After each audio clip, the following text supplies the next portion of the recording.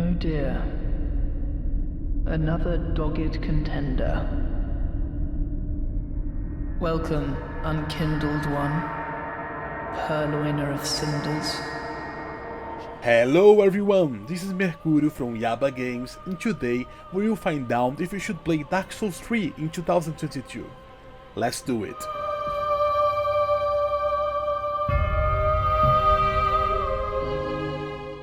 Dark Souls 3 is an action RPG. It is the third and probably the final installment on the Souls series, and yes, I know all about Bloodborne, Sekiro, Demon Souls, but Dark Souls 1 through 3 passes on the same universe. We get to visit some of the same places, we get to see some of the same characters than before.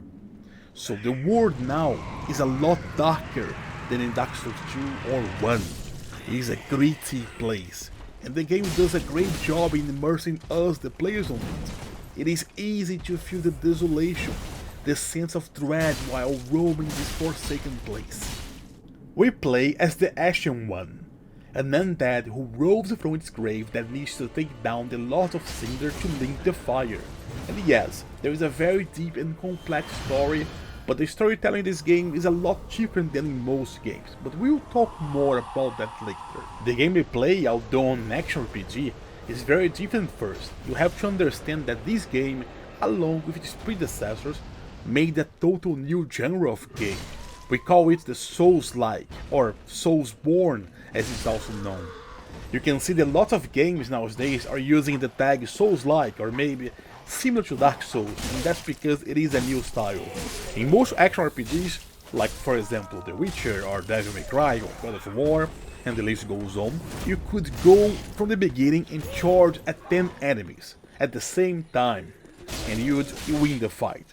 But not in Dark Souls. If you do that in Dark Souls, you will die. In fact, if you charge 3 enemies together, you will die. And even when you're charging only one enemy in a reckless way, well, you might die a lot. And you will die until, as they say, you get good. This is a very hard game that rewards us players for thinking ahead, for being able to adapt and overcome situations, so we can slowly progress the area where we were towards the checkpoints or the bosses.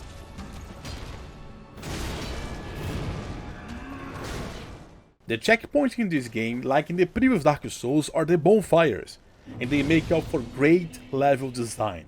Whenever you find a new one, you can choose to light it, and then if you die, you're going to respawn on it. And you can also use it to teleport between any bonfire you had previously lighted. Apart from that, you can choose to rest on the bonfire. When you do rest, you get all your health back, all your resources, you get it back.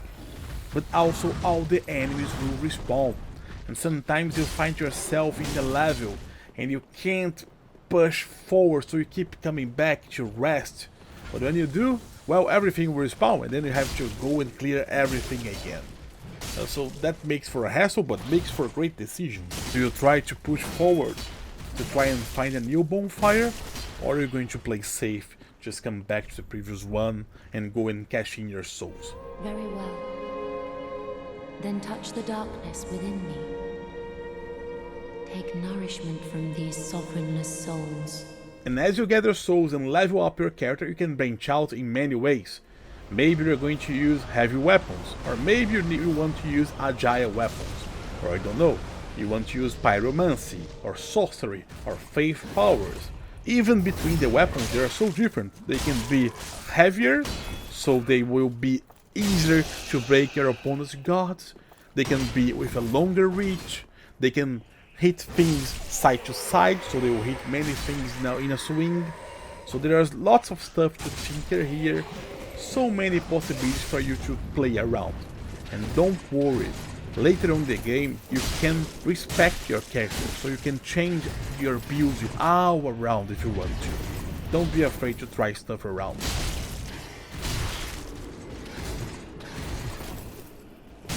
This is a very beautiful game. Even 6 years after release, the graphics still hold out easily. And now, you know, since it's older, it will run smooth in any PC. I stopped more than once just to look around, just to admire the horizon, just to get the feeling of the scale that the open areas in Dark Souls give us.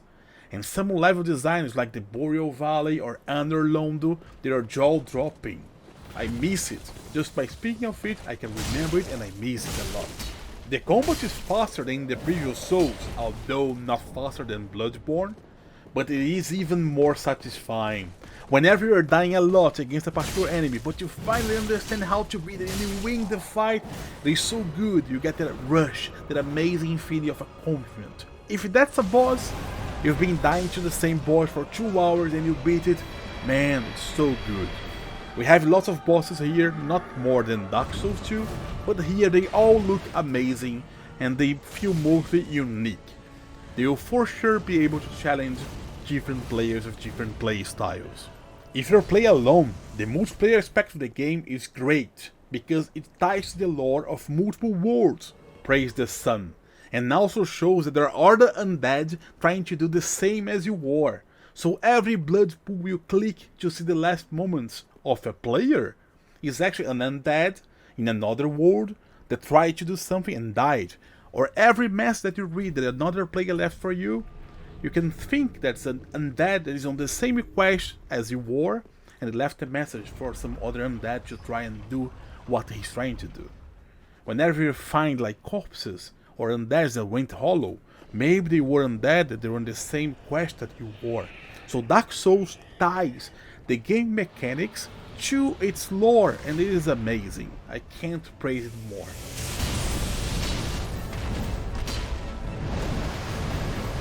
The multiplayer is great by yourself, but there are some problems. If you're trying to play with a friend, then you might be in a world of pain. Because at first there are some inconsistencies, sometimes it's hard to be able to summon your friend to your world. There are several problems that several people have reported. And second, once he comes and you guys like clear the level, you guys kill the boss, then your world has progressed, but his world hasn't. So if he wants to beat the game in his world, now he'll have to summon you. So you go to his world and then you guys have to do it all over again. And I don't know the solution for that, but I don't particularly like it. But apart from that, I really love the story of Dark Souls. I appreciate that it's told by the description in items and by some NPCs, but I don't like the fact that it's so hard to consume it. A new player might never notice this. It might go from the beginning of the game to beating it without noticing it. And maybe if he notices, he will hardly find enough items to get half the picture. Even if this player farms a lot and dig for everything, he might have trouble to put in chronological order. So it's a deep and meaningful story, but it's very hard to have it. I don't mind the game being hard, but I wish it was easier to appreciate the full story. And you know, I could only do that. I could only really appreciate it looking for lore videos in YouTube. Shout out to Vatvidya. I don't know how to say his name, but I put the link for his channel in the description. He has a great lore channel. Thank you, man, for making Dark Souls even better for me. Speaking of NPCs, Dark Souls 3 has great NPCs, but they are hidden in many areas. There is a great chance a new player might never find them, or might find just some of them. I know because it happened to me in my first playthrough. And sometimes you do find some NPCs, but they have like too strict and impossible to know at first quest lines, and they might die or go away, and I don't like this aspect of the game. I hate to think that new players might miss on great content just because they are new and they don't know better. They can't get good in this case. That's the problem here. It goes against Dark Souls philosophy, in my opinion. And I know this game is great. Lots of people will play it several times, so they will get all the NPCs and do all the quests. But the majority of people will be happy to finish just once or maybe twice. And with that, they might never see the full extension of the story of Dark Souls 3.